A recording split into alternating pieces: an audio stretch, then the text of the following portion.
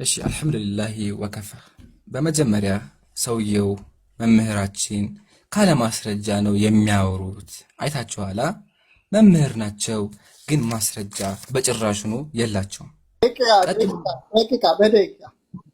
እየቆጠረ ነው። ፕሊዝ አቋርጡኝ። ደቂቃ እየቆጠረ ነው ያለው። እሺ ካለ ማስረጃ ነው የሚያወሩት። ታዘቧቸው። መምህር ተብሎ ተጠርቶ ተደውሎላቸው እንኳን መጥተው ዝም ብሎ ነው የሚያወሩት። እንደው መምህር ከርሶ ሌሎች ክርስቲያኖች ይሻሉ ያስባሉ። ቀጥሎ ዳዊት ኃጢአት ሰርቷል አሉ። ማሻአላህ። ስለዚህ ሙስሊሞች አልዋሸንም። እኛም ያለው ይሄን ነው ያልነውም። የመጽሐፍ ቅዱስ ጸሐፊዎቻችሁ እናንተ እንደ ቅዱሳን የምታዩቸው መጽሐፍን የጻፉላችሁ ሰዎች ምን ያረው? ተመለሱ፣ ያዳምጡ፣ ተመለሱ። እሺ ምን ያደርጉ ነበረ? ሴቶችን ይደፍሩ ነበረ። እሱን አምኗል፣ እናመሰግናለን። ቀጥሎ ግን ምን አሉ? ኃጢአት ሰርተዋል፣ ንስሐም ገብተዋል፣ እግዚአብሔርም ቀጣቸው አለ። እግዚአብሔር አልቀጣቸውም። የቀጣው ንጹሃን የሆኑ ሚስቶቻቸውን ነው። እንደውም እግዚአብሔር በድሏል። እዚህ ጋር በታሪኩ መድረካችሁ ዳዊት ዝሙት ከሰራ በኋላ እግዚአብሔር ዳዊትን ሲበቃ ያደረገው ምንድነው? ሚስቶቹን አደባባይ ላይ ወስዶ አስደፈረበት። አስቡት። ምንም የሚያውቁ ንጹሃን ሴቶችን በአደባባይ እንዲደፈሩ አደረገ። ያው እግዚአብሔር ተመከቱ።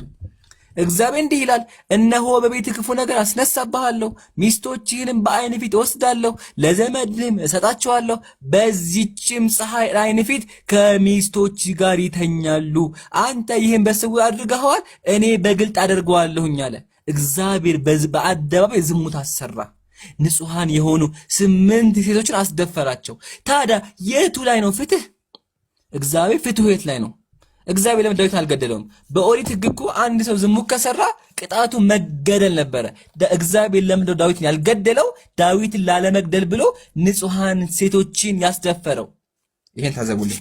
ቀጥሎ በእስልምና ነው እናንተ ኃጢአት አልሰራ የምትሉት፣ በእኛ እኮ ኃጢአት ይሰራሉ ሰው ብላ ውሸት ነው እሱ። እግዚአብሔር ምን አለ ተመልከቱ። እግዚአብሔር መጽሐፍ ቅዱስ ላይ ዳዊት በዘመኑ ሁሉ ፊት ቅን ነገር አድርጎ ነበረ፣ ካዘዘው ነገር ሁሉ ፈቀቅ አላለም አለ እግዚአብሔር። እግዚአብሔር ምን አለ መጽሐፍ ቅዱስ ላይ? ዳዊት በህይወቱ ኃጢአት አልሰራም አለ። ከምን በስተቀር?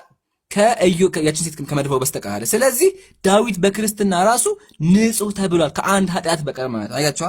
ስለዚህ መጽሐፍን ተማር መምህር፣ እባክዎት መጽሐፍን ያንብቡ፣ መጽሐፍ ቅዱስ ያንብቡ። ካልሆነ ኢንሻአላህ እኔ 5 መጽሐፍ ቅዱስ ነው ያለኝ፣ አንዱን እሰጣችኋለሁ። እሺ መምህር 5 ነው ያለው፣ አንዱን እገዛላችኋለሁ፣ ችግር የለውም አታስቡ።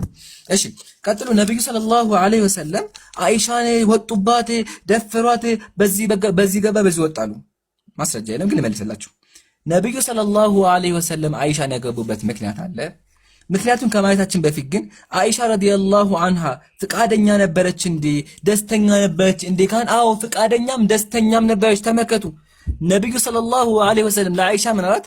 አማ ተርضይና አን ተኩኒ ዘውጀቲ ፊ ዱንያ ወልአኺራ፣ አንቺ አይሻ ሆይ በዚህም ዓለም በቀጣዩም ዓለም ሚስቴ ለመሆን ፍቃደኛ ነሽ እንዴ አሏት።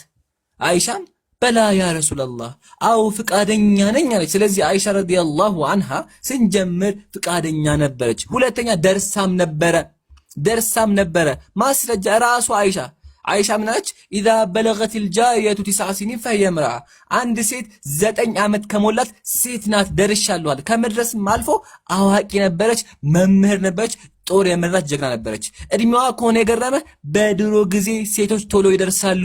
ኢቭን በቤተ ክርስቲያን ብንመጣ ዲያቆኖቻችሁ፣ አሁን ጓደኛ ነው መምህር፣ ጓደኛ ነው ዲያቆን ነው። ይሄ ዲያቆን ያው እዚህ ጋር የ5 ዓመት ልጅ ነው ያገባው።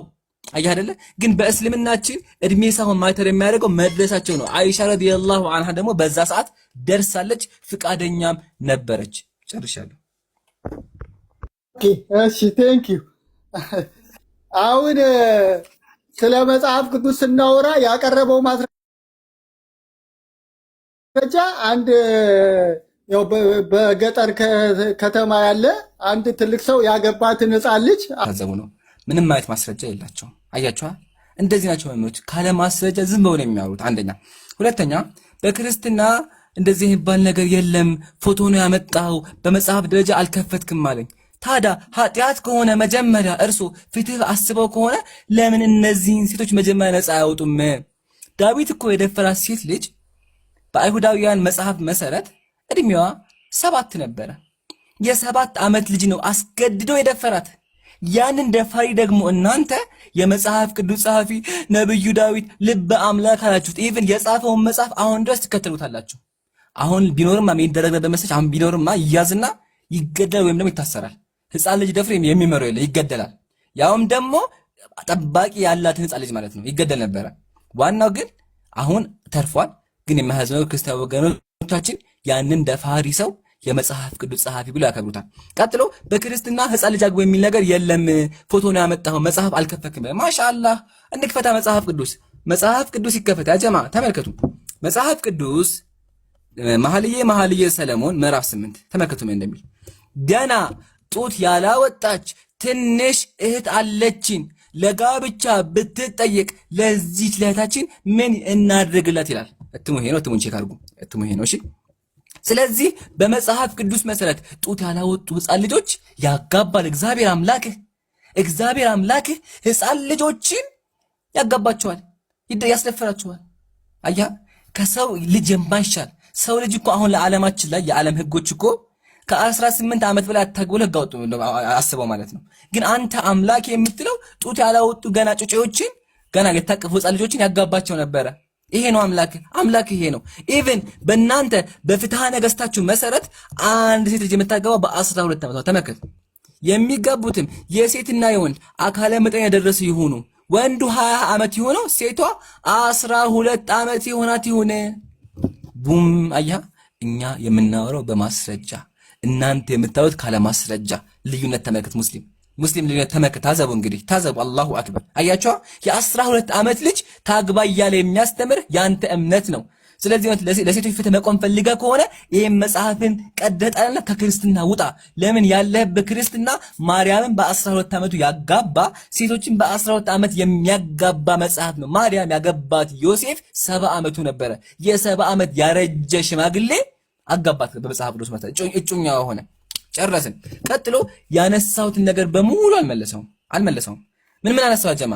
ምን አነሳሁኝ እኔ? በመጽሐፍ ቅዱስ መሰረት ዳዊት የደፈራት ሴት አስገድዶ ያወጣባት ማለት ነው። ስትደፈር እግዚአብሔር ፍትህ አልሰጣትም። እግዚአብሔር እንዳው ምንድን ያደረገው 8 ንጹሃን ሴቶችን በአደባባይ ለምን አስደፈረ? አልመለሰውም።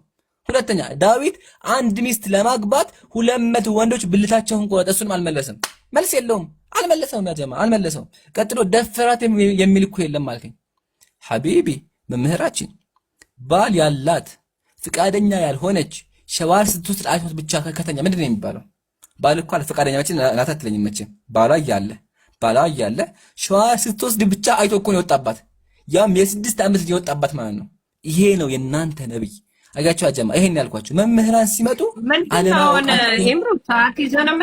መምህራን ሲመጡ አልሐምዱሊላህ እንደዚህ አድርገን የመጽሐፍ ቅዱስ ጸሐፊያን እናስተምራችኋለን። ቀጥሎ አይሻ ረዲየላሁ ዐንሃ ተደፍራቻለች፣ ማስረጃ አላቀረበም። ዋናው ሴቶች በዛን ጊዜ ቶሎ ይደርሱ ነበረ።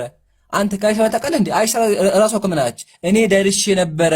ኢዛ በለገቲል ጃሪየቱ 9 ስኒን ፈሂየ እምራ አለች። ደርሻለሁ አለች። ከዚህ ላይ ማስረጃ ምን ፈለክ? ኢቭን በድሮ ጊዜ አያትህን ብትጠይቃት አያትህ ያገባችሁ በትንሽ እድሜዋ ነው።